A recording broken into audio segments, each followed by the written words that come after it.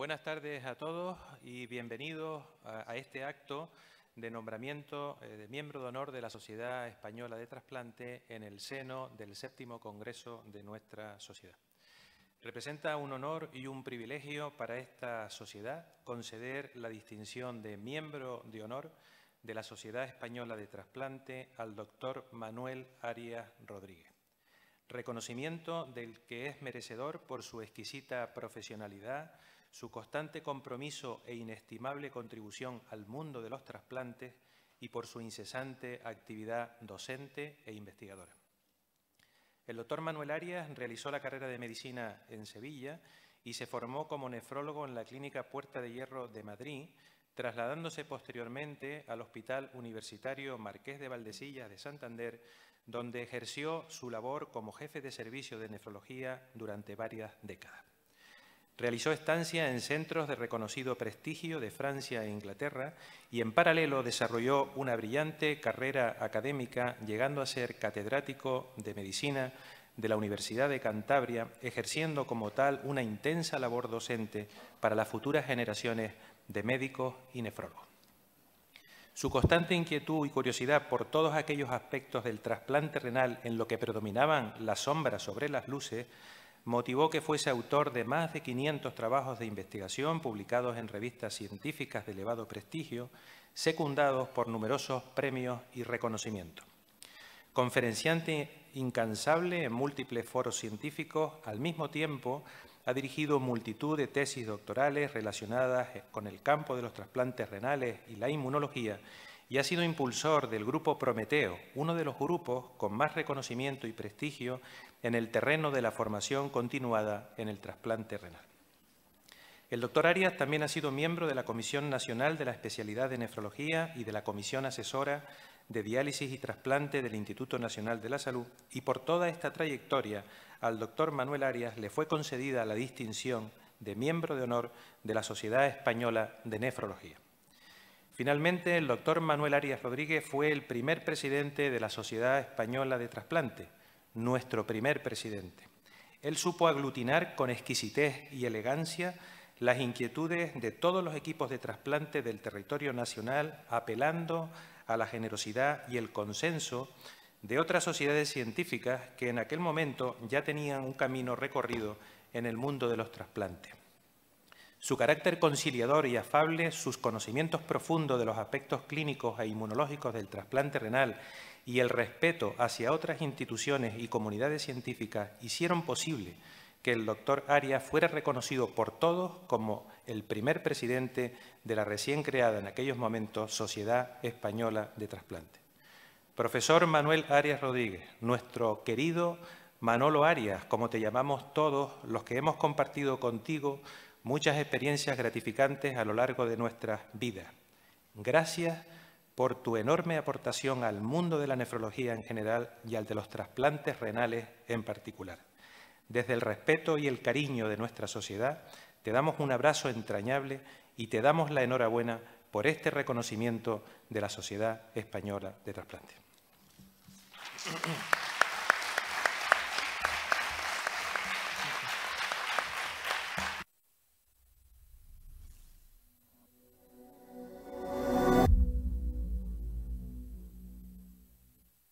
De verdad, Manolo siempre ha sido un estímulo para todos nosotros, ¿no? He aprendido muchísimo de ti, Manolo, y lo sabes perfectamente. Eres persona cercana, sin un ego desmedido. Para mí ha sido un talento inquieto, un buscador incesante.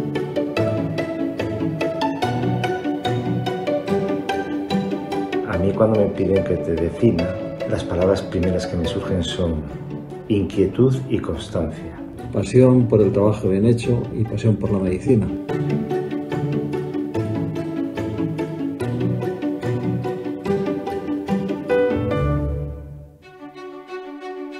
El rechazo agudo era prácticamente universal, era muy raro que un paciente se fuera del hospital sin una crisis de rechazo agudo. Hay personas como él que siempre van por delante. O sea, Manolo es de los que se meriendan la cena. Esa cualidad de Manolo en los momentos en los que se iniciaba el trasplante renal era fundamental. El doctor Arias, sin lugar a dudas, es un referente de la nefrología española. Catedrático de medicina, jefe de servicio de nefrología en un hospital de prestigio Y uno de los exponentes más destacados en trasplante renal en el ámbito nacional y también en el ámbito internacional. Él decía, hay que hacer crecer la diálisis, pero no significará nada si no somos capaces de hacer crecer un programa de trasplantes que libere a los pacientes de la esclavitud de la máquina.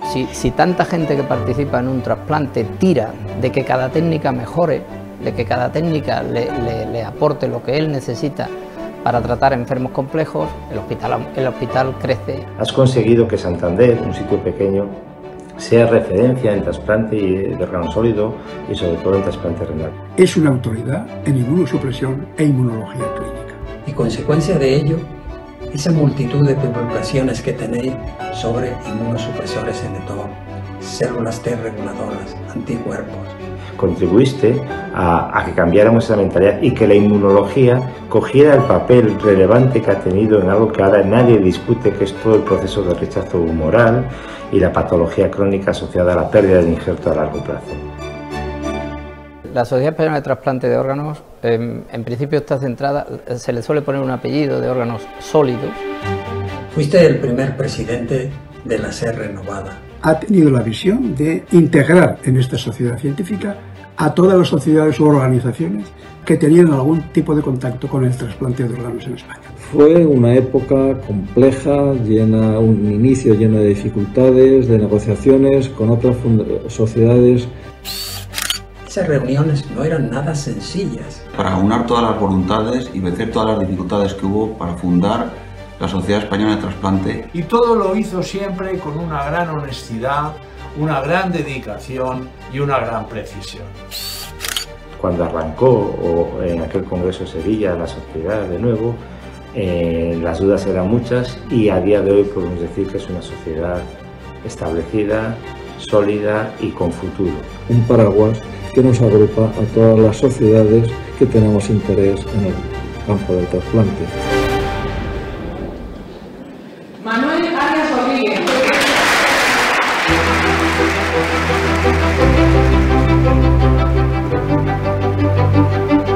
Manolo es una de las personas más inteligentes que he conocido. Trabajador incansable, gran organizador y siempre en la búsqueda de la excelencia. De tantas cosas buenas que he vivido, quizás conocer a Manolo Arias haya sido una de las más importantes. Ha sido para mí un verdadero maestro. Muchas veces he pensado que quería ser como el doctor Arias cuando fuera mayor. Si hay una característica que me gustaría destacar de él es su inteligencia como científico, con un montón de publicaciones, sobre todo en el ámbito del trasplante renal. Es de las pocas personas que he conocido que son tan constantes en su trabajo diario y que además están en búsqueda siempre de la novedad, del último, de la innovación. Siempre sumando, nunca le estorbó el conocimiento de los demás, al contrario, lo veía como una oportunidad para crecer más. Siempre ha destacado por su brillantez, su crítica constructiva y también por su agudo sentido del humor muy sevillano. El contacto con el doctor Arias siempre ha sido enriquecedor en el aspecto intelectual y también en el aspecto humano. También intentando mejorar el global, el trasplante a nivel mundial, en las zonas que no tienen acceso. Es complejo porque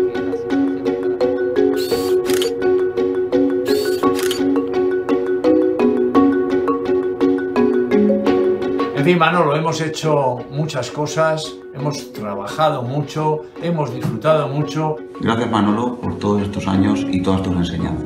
Gracias por tu visión global de la medicina, de la nefrología, del trasplante. Y sobre todo también por la ayuda a la Sociedad Española de Trasplante para la realización del Congreso Mundial de la TTS en 2018 en Madrid. Mi felicitación por tu nombramiento como miembro de honor de la Sociedad Española de Trasplante. Nunca más merecido. Un fuerte abrazo. Y ahora voy a apagar.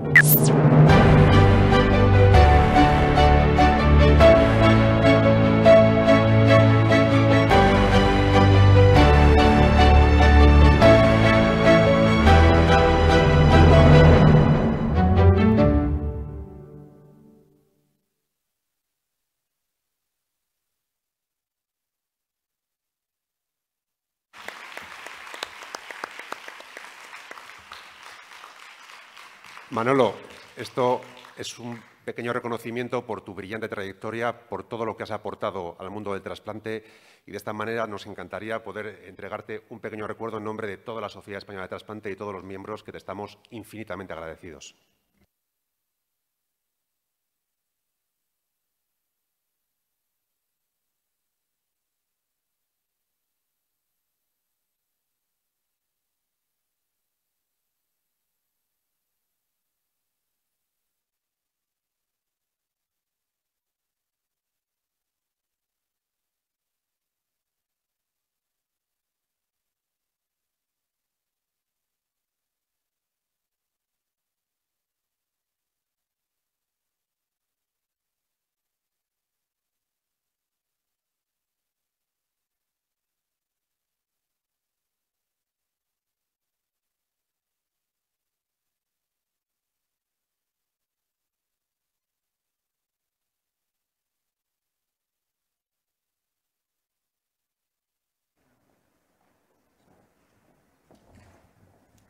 ¿Tienes el pendrive?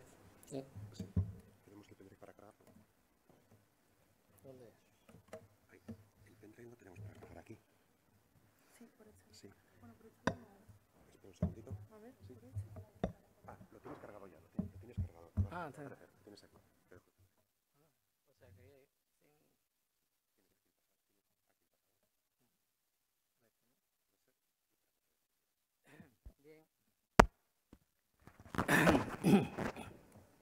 Bueno, muchísimas gracias. Primero, decir una obviedad, es que no me esperaba tantos elogios y que muchas veces uno considera que son excesivos, pero que vienen derivados fundamentalmente de la amistad de la gente que los ha dicho, que los ha pronunciado, ¿no? En fin, yo creía que tenía que comentar una serie de cosas sobre el trasplante, las bases del éxito, y lo he preparado. No sé si ocupan mucho, si es el sitio adecuado o no, pero yo pensaba que era lo que me correspondía, más que me hicieran tantos elogios, para lo que no estoy muy acostumbrado. Bueno, esta frase de Stuart Cameron, que fue el jefe de Cambridge, que era un tío encantador y un nefrólogo fuera de lo normal, dijo esta frase que a mí me gustó: cuando te piden hablar sobre la historia y no sobre lo que estás haciendo en la clínica o el laboratorio, es que estás acabado. O sea, espero que no sea así. Bien, yo voy a hacer un resumen sobre lo que pensé que me habían pedido, los hitos del trasplante renal, las bases del éxito. Y en esta diapositiva se resume un poco lo que ha sido, ¿no? El primer trasplante renal documentado de un animal al hombre lo hizo Jaboulay en Francia en el 1906, fracaso absoluto, claro. Carrel fue ya un paso serio en el tema del trasplante porque aportó muchísimo. Hizo además un autotrasplante renal en el perro con supervivencia a largo plazo, en el sentido de decir que que la cirugía no era el gran problema, ¿no? Esta cita de Voronoi, un ruso que fracasó, un trasplante renal entre humanos, lo traigo sobre todo porque se publicó en español. Se publicó en El Siglo Médico, una revista que había entonces en Madrid. Y luego, ya en Estados Unidos, Murray hace una serie de aportaciones continuas, tanto en gemelos idénticos, y usa por primera vez inmunosupresión, y hace también con éxito en gemelos no idénticos. Bien. Por tanto, estos autores que están aquí a la derecha, con estas aportaciones son las que han sido las bases del éxito del trasplante renal. Alexis Carrel, lo nombraremos más. Peter Medawar, en Oxford, un referente en la inmunología del trasplante, y en estos años, cuando apenas se sabía que la base de la inmunidad y de la respuesta inmune estaban los linfocitos. Dosset con el sistema de histocompatibilidad. Y Gertrude Lyon con Hitching, que primero no la quiso en su laboratorio porque era mujer, pero cuando vino la Guerra Mundial la tuvo que aceptar porque no tenía hombres que se habían ido a la guerra, pues la que descubrió, o por lo menos puso en el mercado el primer inmunosupresor efectivo, Limorel. Jenner, Milstein y Kohler hicieron la publicación Princess de los anticuerpos monoclonales, y Milstein, lo curioso que tiene como anecdótico es que era argentino y se tuvo que venir cuando la guerra de Videla, afortunadamente, a Europa, donde produjo muchísima ciencia de mucha calidad. Y luego los inhibidores de la carcinoidea, que ha sido otra revolución, es muy difícil de sintetizar porque fueron como siempre, casi siempre en ciencia, una participación de grupo en que intervino mucho Novartis. Y estamos hablando de esta época. Estamos hablando, fijaros, una foto de la Torre del Oro de Sevilla y el método de transporte un poco moderno. De 1880 y 1890 se empezaron a mover temas de trasplante en un ambiente que no lo propiciaba para nada. Vamos a empezar un poquitín, voy a contar algunos datos curiosos, primero de Alexis Carrel. Alexis Carrel se metió en el tema del trasplante porque este atentado, que fue que un anarquista italiano le dio una puñalada al presidente de Francia. El presidente se llamaba Carnot y él, Santo Jerónimo Caserio, y tuvo muchísima repercusión en la prensa porque, claro, habían matado a un presidente, ¿no? Pero el principal dato de esto es que se había desgarrado la vena porta, no totalmente, se estaba muriendo lentamente, o sea que dio tiempo a que varios días en la prensa se hablara de que se iba a morir desangrado, porque los vasos no se podían suturar. Entonces eso le produjo a alguna gente sorpresa y hizo que Carrel y otros dijeran que cómo no se iban a poder suturar los vasos, ¿no? Este es el anarquista italiano y Carnot, y esta era la situación, como podríamos decir, la visión real de Francia en aquel momento. Entonces Carrel en 1901 dijo: he comenzado las investigaciones sobre la técnica operatoria de las anastomosis vasculares, que no se podían suturar porque se trombosaban sistemáticamente. Hasta entonces no se podían suturar, con el objetivo de realizar el trasplante de diversos órganos. Él ya estaba pensando que en cuanto que se pudieran suturar las arterias y las venas, se podrían hacer trasplantes. Y escribió este artículo en 1902, que es la técnica operatoria de las anastomosis vasculares en la trasplantación de órganos. Y estas eran las ilustraciones que había hecho. Entonces, los secretos fundamentales era que él lo hizo, como dice aquí, con intuición, porque antes siempre había fracasado, es que había que respetar el endotelio. El endotelio tenía que permanecer siempre liso, siempre continuo, si no los vasos se trombosaban, ¿no? Y esto fue lo que consiguió él con los diversos tipos de sutura que ideó, y con lo cual consiguió que se hicieran estos trasplantes. Y luego él le pasó un poco como a Barnard, ¿no? La fama le volvió un poco loco, se fue a Estados Unidos, volvió, se metió en 20 líos, se creyó que era el rey del mundo y tuvo un final regular, ¿no? Pero él también diagnosticó rápidamente el rechazo, porque dice: el trasplante es técnicamente posible, puesto que él lo había hecho, ¿no? Y ahí tenéis la técnica de la anastomosis vascular de 1902, que hizo Carrel, para hacerla hacia afuera para que se respetara la continuidad del endotelio. Y los órganos pierden rápidamente su aliento vital y se necrosan. Él no sabía, ni se le nombró rechazo ni nada, pero se sabía que los órganos se destruían inmediatamente. Y en 1912 recibió el Premio Nobel de Medicina, fundamentalmente por los trabajos sobre sutura vascular y trasplante de órganos. Y estos son todos los que... vaya hombre.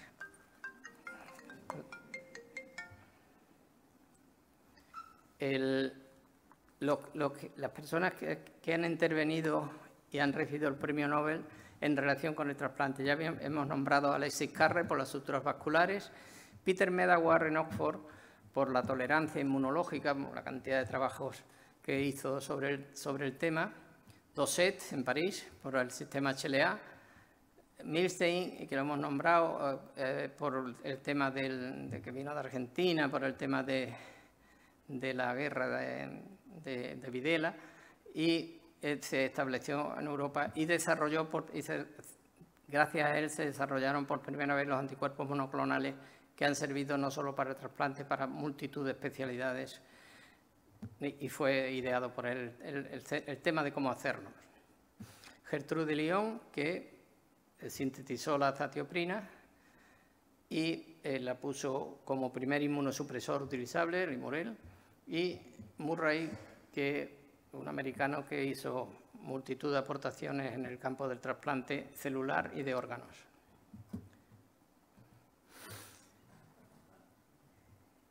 Este es un ruso que he comentado antes muy de pasada, que es que publicó en el Siglo Médico en 1936, en el año del comienzo de la guerra, el primer trasplante renal fracasado entre humanos. Yo no sé si es mérito del siglo médico o es mérito o demérito porque no pudo publicarlo en otro sitio, pero él publicó el primer trasplante renal fracasado entre humanos. Se llamaba Voronoi y lo hizo en 1936. Peter Medawar se centró en el rechazo y dijo que la destrucción del injerto era debida a la incompatibilidad biológica, como ya lo había dicho Carrel, y que eso estaba mediado por linfocitos, por su experiencia de laboratorio, tanto en biopsia como en experimentos de laboratorio. Centra el problema de la respuesta inmune en el linfocito, concretamente en el trasplante en el linfocito, y es donde se han dirigido lógicamente los tratamientos. Peter Medawar era un genio que todo el mundo lo conoce. Yo lo conocí en Oxford cuando ya era bastante mayor, iba en silla de ruedas y era como la gente del hospital le tenía como una reverencia total, era una admiración como cuando fuera un dios. Fue zoólogo y era especialista en anatomía, trabajó en Oxford y en Glasgow, fue Nobel de Medicina en 1960 y además tenía un gran sentido del humor. Por ejemplo, escribe un libro que se llama El extraño caso de los ratones moteados y habla de genética. Y cuando describe cosas así como estas, dice que los científicos son personas de temperamentos muy distintos que hacen diversas cosas de maneras muy diferentes. Entre los hombres de ciencia hay redactores, clasificadores y limpiadores compulsivos. Muchos son exploradores, algunos son artistas, otros artesanos. Hay científicos, poetas y científicos filósofos y hasta unos cuantos músicos. Dice, ¿qué clase de mentalidad o temperamento se puede suponer que todos ellos tienen en común? Los científicos por obligación son muy raros y la mayoría de quienes en realidad son científicos fácilmente habrían podido ser también otra cosa. Y dijo, la asistencia a comités, esto es otra alusión a algunos de los que perdemos a veces el tiempo, de la asistencia a comités crea ilusión de actividad y al mismo tiempo da una excusa para no hacer trabajo creativo. Y en fin, en sus discusiones, porque entonces sigue todavía, pero no ya como una discusión, sino como una aceptación, era que si el rechazo, la respuesta inmune estaba mediada por anticuerpos, estaba mediada por células. Estamos hablando de los años 40 avanzados y principios de los 50. Y dice Medawar en la biografía de Görer, que era un francés que defendía la teoría de los anticuerpos, dice, nosotros empezamos pensando que los anticuerpos tenían una importancia secundaria y que la reacción a los homoinjertos estaba mediada por linfocitos sensibilizados, mientras que Görer les daba gran importancia. Dice, finalmente cada uno reconoció las ideas del otro. Era una especie de Pope de la ciencia y de la medicina y desde luego un ídolo absoluto en Inglaterra. Cuando se empieza a discutir sobre si era una reacción de hipersensibilidad retardada o es fundamentalmente celular o mediada por anticuerpos, él lo resume diciendo, dice, eso es una eufonía que probablemente, espero, distrae la atención del hecho que en realidad somos muy ignorantes de lo que es este proceso del rechazo, ¿no? Sin embargo, luego ya se fue asentando también con Terasaki y otros la teoría humoral y lo mal que van los trasplantes cuando se comparan con anticuerpos y sin anticuerpos. Las curvas de supervivencia son completamente diferentes. O sea que se va confirmando por las estadísticas de grandes series la realidad de la respuesta inmune mediada por anticuerpos. Esta es otra mujer importantísima que fue Gertrude Elion. Primero pongo la foto de cuando era joven porque Hitching, que era el jefe del laboratorio donde quiso entrar, no dejaba entrar a mujeres. Estamos hablando de los 40 avanzados. No la aceptó en su laboratorio. Finalmente la aceptó, hizo multitud de publicaciones y sintetizó entre esto, como he comentado antes muy de pasada, uno de los primeros inmunosupresores eficaces, Gertrude Elion. Aquí está con Hitching en el laboratorio cuando era jovencita. Y finalmente voy a terminar con un español que está publicando, está en California, otra vez, madre de mi vida. En la Universidad de California, aunque sigue jugando al fútbol, porque él es de origen de Castellón, o de por ahí de cerca de la provincia de Valencia, o Castellón o Alicante, no me acuerdo de cuál. Y jugaba fútbol en España, lleva mucho tiempo afincado en América, ha venido muchas veces, invitado por nosotros o por cualquiera de trasplante que le invite de España, viene y es un verdadero elemento que va a revolucionar algunas de las bases de la respuesta inmune en el trasplante. Él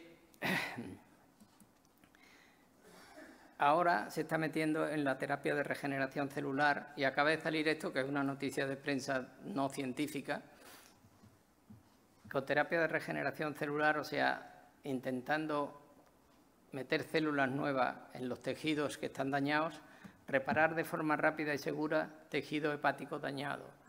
Esta es una de las imágenes que publica en esa presentación, en la que las células que incorpora hace que se haya regeneración de tejido hepático fuera de la lesión que está provocando en las restantes, ¿no?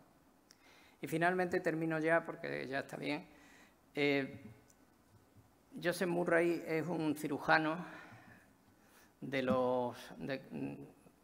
americano en que ha trabajado muchísimo en el trasplante renal. Fijaros estas tres fechas, 54, 58 y 59, cuando más o menos estaban haciendo algún trasplante aislado también en algunos centros punteros españoles y europeos, pero él hace en el 54 primero un trasplante ideal entre gemelos idénticos, que no, como sabéis, no necesita inmunosupresión.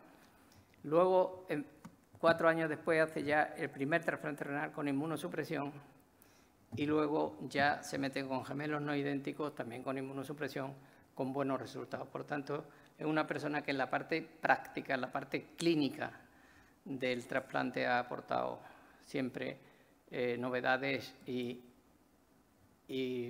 podríamos decir, y siempre iniciativas nuevas que no se habían realizado hasta entonces.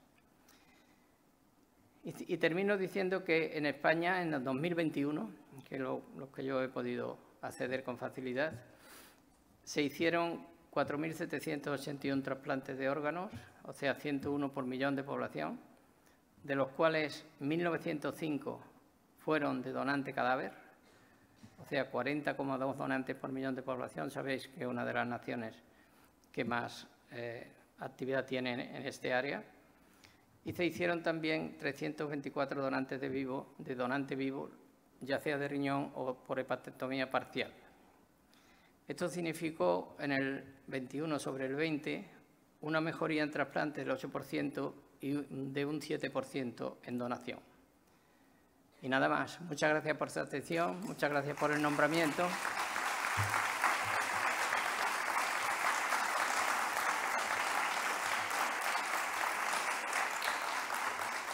Y nada más. Me imagino que no hay preguntas. Muchas gracias de nuevo, Manolo, por tu enorme aportación al mundo de los trasplantes y de nuevo enhorabuena por este reconocimiento de la Sociedad Española de Trasplantes.